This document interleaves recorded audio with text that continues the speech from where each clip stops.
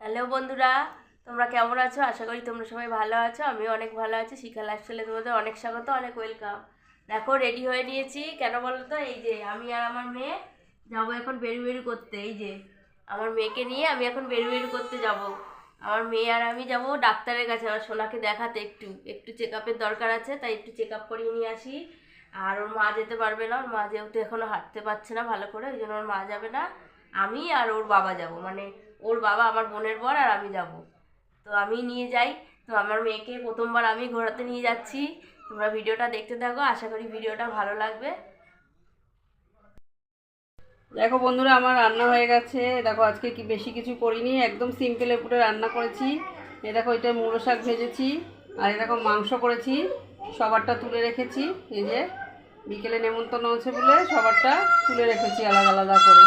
আর এই দেখো, এই এক বাটি মাংস, এটা দুপুরে খাওয়াবে, ওটা রাতের জন্য তুলে রেখেছি। রাতে 3 জনে খাবে, আর 2 জন বাদ। আর এই দেখো মাছের ঝোল করেছি।